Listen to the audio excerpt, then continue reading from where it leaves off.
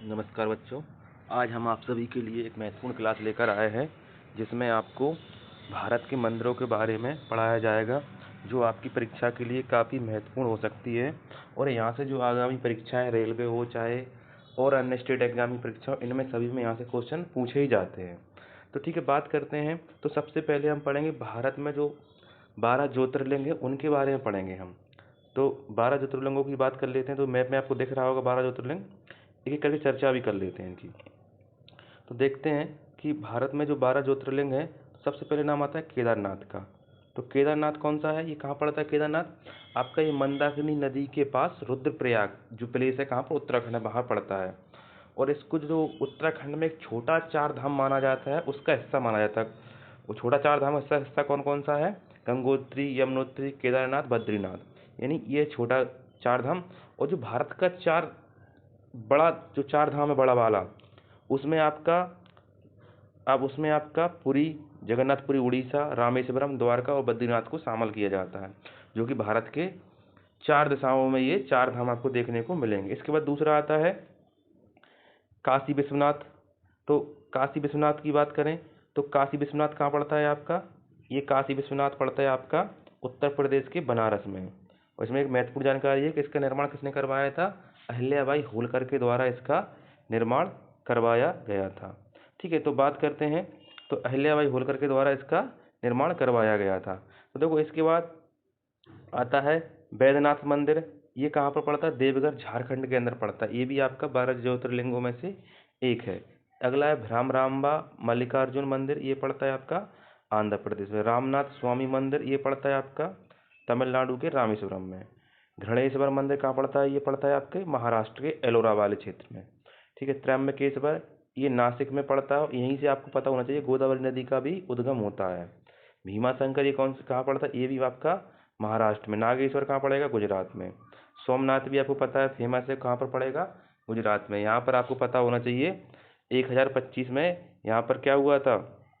यहाँ पर 1025 के अंदर यहाँ पर एक महमूद गजनबी नाम का एक जो विदेशी आया था, उसने आक्रमण करके इसको क्या लूटा था? कब? 1025 में। ठीक है, 1025 में इस पर लूटा था इसको। तो यहाँ से बहुत सारा सोना मिला था। ठीक है, तो अगला बात करते हैं महाकालेश्वर। पता है आपको ये कहाँ पड़ता है? ये अपने मध्य प्रदेश के उज्जैन में पड़ता है। और दूसरा मध्य प्रदेश के अंदर पड़ा जाता है ओमकालेश्वर, ये भी कहाँ पड़ता है? मध्य प्रदेश में नर्मदा के तट पर ओमकालेश्वर जगह है, खंडवा डिस्ट्रिक्ट में, ये वहाँ पर पड़ता है। तो इस तरह से 12 ज्योतिर्लिंगों की बात की जाती है। ठीक है, आगे देखते हैं और जो महत्वपूर्ण मंदिर है, यहाँ से परीक्षा में क्वेश्चन आते हैं। तो देखते हैं जो राजस्थान का दिलवाड़ा मंदिर है, ये कहाँ पर स्थित है? माउंट आबू में स्थित है। और ये अरावली पर्वत जो राजस्थान में है, अपशिष्ट पर्वत का उदाहरण पता है आपको, वहीं इसका ही मतलब ये वहीं पर पड़ता है। ये इसकी जो सबसे ऊंची चोटी है अरावली की, गुरु शिखर यहाँ की सबसे ऊंची चोटी है। और अगला है द्वारकाधीश मंदिर, कहाँ पड़ता है? ये द्वारका में, गुजरात में पड़ता है। सोमनाथ मंदिर आपको बता ही दिया कहाँ पर पड़ता है, गुजरात के सोमनाथ जिले में पड़ता है। ठीक, केदारनाथ कहाँ पर है? ये उत्तराखंड में है। बद्रीनाथ कहाँ पर है? ये भी आपका उत्तराखंड डिस्ट्रिक्ट में ही आता है। ठीक है, अगला बात करते हैं वेंकटेश्वर मंदिर। ये पड़ेगा आपका तिरुपति बालाजी मंदिर के नाम से जानते हैं आप इसको, आंध्र प्रदेश के चित्तूर में पड़ता है। सीता रामास्वामी मंदिर, ये तेलंगाना में पड़ता है। ज्ञान सरस्वती मंदिर, ये है बेसर तेलंगाना में, गोदावरी नदी के तट पर है, यानी ये बेसर शैली में स्थित है। शैली बताने वाले हैं, शैली क्या होती हैं। ठीक है, रंगनाथ स्वामी मंदिर, ये कहाँ पड़ता है? तिरुचिरापल्ली, तमिलनाडु में। अगला है मीनाक्षी मंदिर, ये तमिलनाडु के मदुरै में पड़ता है। महाबलीपुरम, मामल्लपुरम तमिलनाडु में पड़ता है। ये है अरुणेश्वरेश्वर मंदिर, तमिलनाडु। बृहदेश्वर मंदिर, तंजावुर। ठीक है, ये बहुत फेमस मंदिर है, परीक्षा में बार बार रिपीट होते हैं, इसलिए हमें जानना बहुत महत्वपूर्ण है। ठीक है, अगला आता है खजुराहो का मंदिर। तो पता है खजुराहो का मंदिर कहाँ पर है?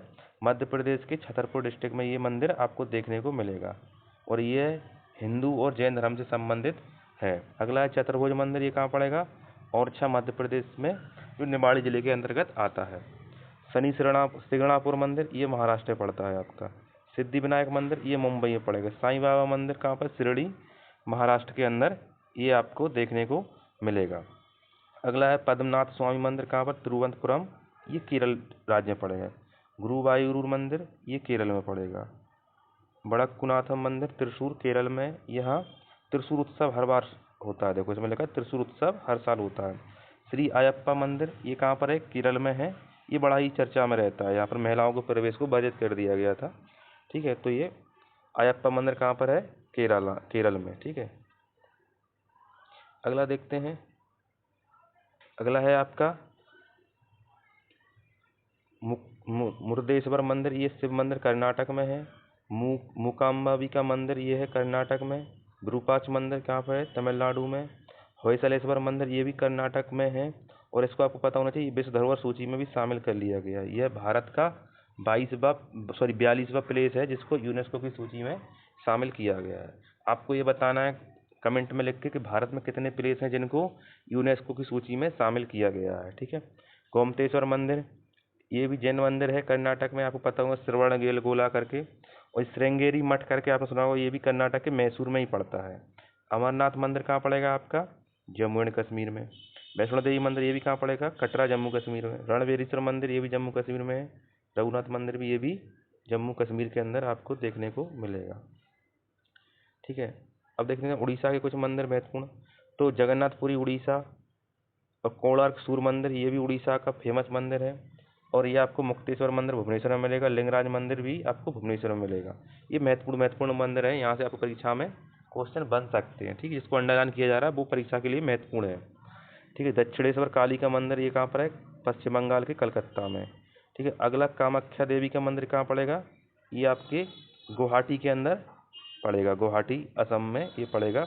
यहाँ पर एक मेला लगता है अम्बुबाची का मेला। ठीक है, अगला देखते हैं यूपी में चलते हैं।